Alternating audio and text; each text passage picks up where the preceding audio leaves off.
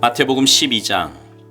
어느 안식일에 예수께서 제자들과 함께 곡식이 무르익은 밭 사이를 거닐고 계셨다.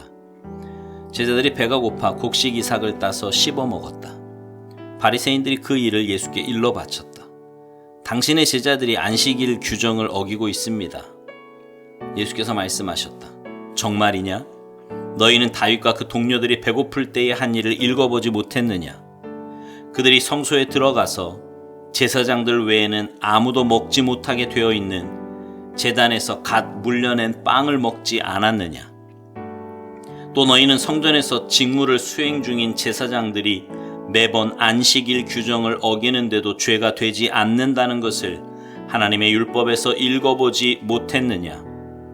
여기에는 종교 이상으로 훨씬 많은 문제가 걸려 있다. 너희가 만일 나는 경직된 의식보다 유연한 마음을 더 원한다고 한 성경 말씀의 뜻을 조금이라도 안다면 사소한 일로 이렇게 트집 잡지는 않을 것이다. 인자는 안식일의 종이 아니라 주인이다. 예수께서 밭을 떠나 그들의 회당에 들어가셨다. 거기에 한쪽 손이 오그라든 사람이 있었다. 그들은 예수께 안식일에 병을 고치는 것이 율법에 맞습니까? 하고 물었다. 예수를 함정에 빠뜨리려고 했던 것이다. 예수께서 대답하셨다. 여기에 혹시 자신의 어린 양 한 마리가 골짜기에 떨어졌는데 안식일이라고 해서 그 어린 양을 끌어내지 않을 사람이 있느냐?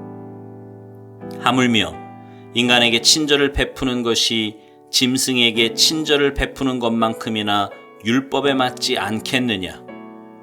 그러고 나서 예수께서 그 사람에게 말씀하셨다. 내 손을 내밀어라.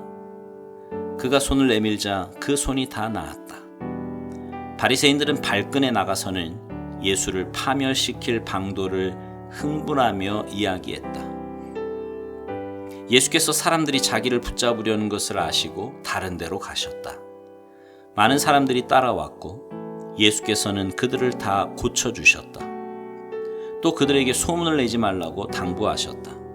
이사야가 기록한 대로 하신 것이다. 내가 신중히 택한 종을 잘 보아라. 나는 그를 한없이 사랑하며 기뻐한다. 내가 내 영을 그 위에 두었으니 그가 모든 나라에 정의를 선포할 것이다. 그러나 그는 소리 지르거나 목소리를 높이지 않으며 길가에서 소란을 피우지 않을 것이다. 그는 누구의 감정도 짓밟지 않으며 너희를 궁지에 몰아넣지도 않을 것이다. 어느새 그의 정의가 승리할 것이며 아득히 먼 곳에 믿지 않는 사람들까지도 들려오는 그의 이름만 듣고도 희망을 품게 될 것이다. 그 후에 사람들이 귀신 들려 눈 멀고 귀먹은 불쌍한 사람을 예수 앞에 데려왔다. 예수께서 그를 고쳐 시력과 청력을 되찾아 주셨다. 그것을 본 사람들이 감동했다. 이 사람은 다윗의 자손이 틀림없다. 그러나 바리새인들은 그 보고를 듣고서 빈정대며 말했다. 마술이다. 소매자락에서 마귀의 속임수를 끄집어낸 것이다. 예수께서 그들의 비방에 맞섰다. 같은 사람에게 서로 상반되는 판결을 내리는 재판관은 자기 말을 무효로 하는 것이다. 늘 싸움질하는 가정은 무너지게 마련이다. 사탄이 사탄을 쫓아내면 어느 사탄이 남아나겠느냐? 너희가 나를 마귀라고 욕하며 마귀 쫓아내는 마귀라 부른다면 너희의 귀신 쫓아내는 자들에게도 똑같은 욕이 되지 않겠느냐? 그러나 내가 하나님의 능력으로 악한 귀신들을 내쫓는 것이라면 하나님 나라가 확실히 여기 있는 것이다. 환한 대낮에 시퍼렇게 눈을 뜬 건장한 사내의 집에 들어가서 그 살림을 가지고 달아나려면 먼저 그 사람을 묶어야 하지 않겠느냐? 그를 묶으면 집을 깨끗이 털 수 있다. 이것은 전쟁이며 중립지대는 없다. 내 편이 아니라면 너희는 내 적이다. 돕지 않으면 방해하는 것이다. 용서받지 못할 말이나 행동은 없다. 그러나 너희가 고의로 하나님의 영을 끝까지 비방하면 너희를 용서하시는 바로 그분을 물리치는 것이 된다. 너희가 어떤 오해로 인자를 거부하면 성령께서 너희를 용서하실 수 있다. 그러나 성령을 거부하면 너희는 자신이 걸터 앉은 나뭇가지를 톱으로 잘라내는 것이고 용서하시는 그분과의 모든 관계를 너희 자신의 사악함으로 끊어버리는 것이다. 건강한 나무를 키우면 건강한 열매를 거둔다. 병든 나무를 키우면 벌레 먹은 열매를 거둔다. 열매를 보면 나무를 알 수 있다. 너희 생각은 뱀 구덩이와 같다. 너희 생각이 그렇게 더러운데 어떻게 너희 말이 온전할 수 있겠느냐? 너희 말에 의미를 부여해 주는 것은 사전이 아니라 너희 마음이다. 선한 사람은 철마다 선한 행실과 선한 말의 열매를 맺는다. 악한 사람은 과수원의 마른 병과 같다. 내가 너희에게 말한다. 이 부주의한 말 한마디 한마디가 되돌아와서 너희를 괴롭힐 것이다. 결산의 날이 올 것이다. 말에는 막강한 힘이 있다. 말에 신중을 기하여라. 말이 너희를 구원할 수도 있고 너희를 저주할 수도 있다. 나중에 종교학자와 바리새인 몇 사람이 예수를 찾아왔다. 선생님, 당신의 신임장을 보고 싶습니다. 하나님이 함께 하시는 일이라는 확실한 증거를 보여주십시오. 기적이라도 보여주시지요. 예수께서 말씀하셨다. 너희가 증거를 찾고 있으나 엉뚱한 증거를 찾고 있다. 너희는 너희의 호기심을 만족시켜주고 기적에 대한 너희의 욕망을 채워줄 무언가를 바란다. 그러나 너희가 얻게 될 유일한 증거는 증거처럼 여겨지지 않는 요나의 증거뿐이다. 사흘 밤낮을 물고기 뱃속에 있었던 요나처럼 인자도 사흘 밤낮을 깊은 무덤 속에서 지낼 것이다.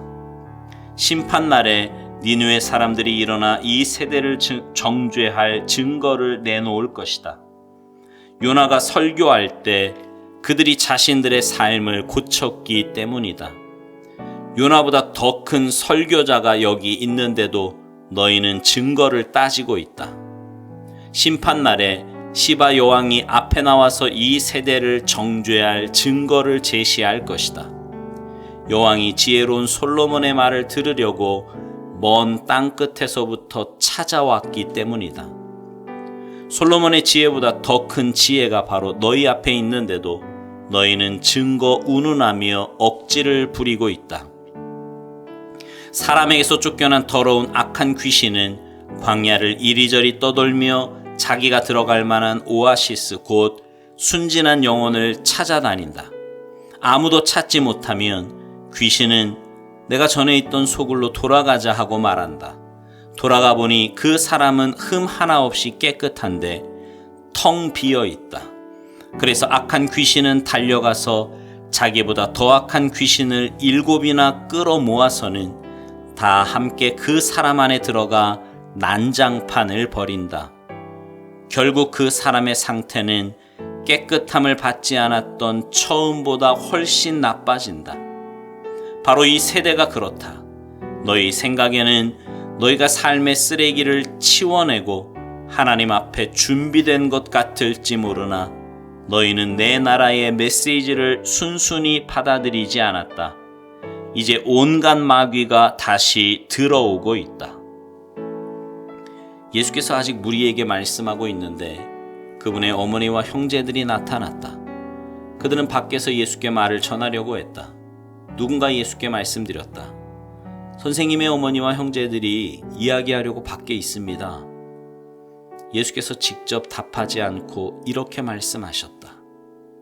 내 어머니와 형제들이 누구라고 생각하느냐? 그러고는 제자들을 향해 손을 내미셨다. 잘 보아라. 이들이 내 어머니요 형제들이다. 순종이 피보다 진하다.